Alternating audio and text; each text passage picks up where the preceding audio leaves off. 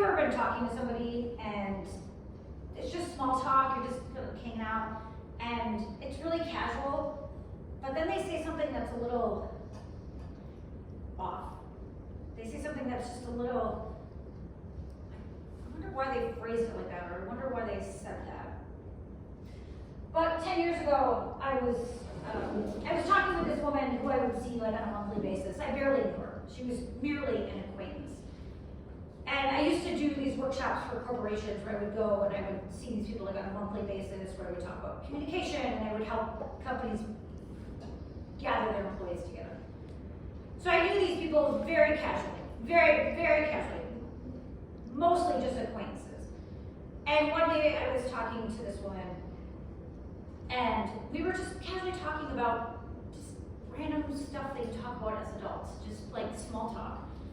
And she looked at me and she said, "So, what's your real job?" And I said, "Well, this is my real job." She's like, "Yeah, but you know." And I said, "No, this is my real job."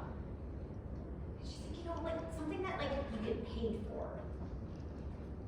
And I said, "I assure you, when I come to these corporations, I get paid money. Like, quite handsomely." She's like, "Yeah, but you know what I mean." And I said, "Well, this is my real job. I come here, I work, I get paid. Therefore, that's a real job."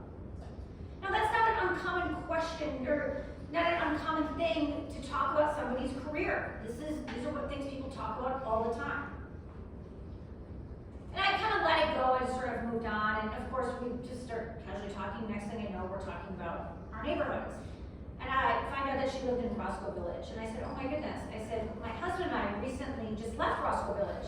We were there for 9 years, and now we are renting a place up in Lincoln Square." And she's like, "Oh, how long were you in Roscoe Village?" And I said, "We were there for like 9 years." I said, "Our landlord was basically dying and we just had to move." And she's like, "Wow, what a waste of money to rent all those years." And I said, "Well, I don't look at it as a waste of money." I said, "I look at it as like, you know, I have a roof over my head, I have great neighbors, I have a great place to live, I have a great apartment." I said, "My husband and I just don't feel like buying a house." And she's like, "Okay," you know, kind of moved on. And like I said, talking about your career and then talking about the neighborhood that you live in is not unrealistic.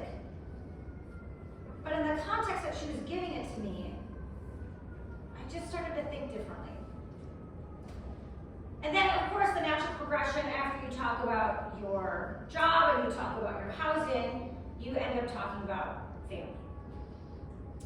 She then says to me, "So, do you and your husband have children?" And I said, "No." I said, "We decided not to have children."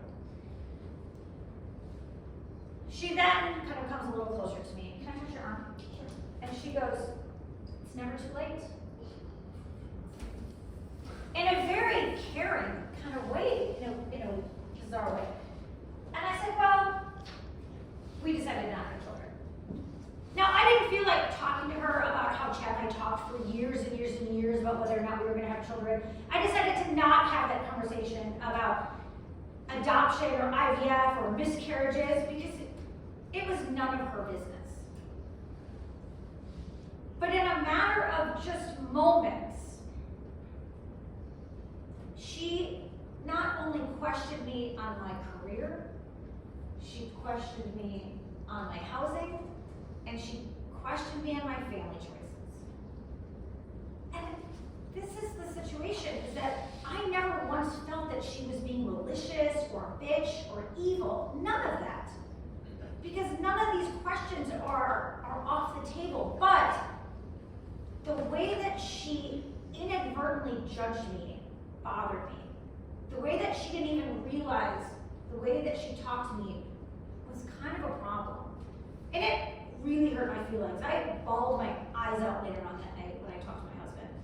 And I was like, I can't believe it. But the more I started thinking is that she probably has a real job, right? AKA 9 to 5. She probably owns a house. And she probably has kids, which none of those I have and don't plan on having. I still don't have a 9 to 5 job. I don't have a desire to own a house, and I certainly don't have a desire to have children. But we as humans look for validation in each other. We as humans look and we go, oh, you have that? Well, I have that too, and it validates our choices. Now, me making the choices that I make and still make apparently didn't validate her choices. But instead of being curious, instead of asking me about me, she chose to judge me. Now, I thought about that conversation a lot. I still can't believe that she did that. I still can't believe she said that. But then I realized that I wanted to flip the script. I realized that I wanted to look at it differently instead of being the victim, instead of being like, oh, I can't believe she said that to me, is that I want to learn from it. And that also helped me become a better human being. It helped me become a better person when I'm talking to others, particularly women. It helped me become a better conversationalist of being aware of what my language is and how I speak to other people. So it not only, while it sucked during that, I just learned how to be a better communicator because of that. And now I continuously tell that story because now I'm almost happy that it happened. So now I can help others along the way. It made me become a better communicator.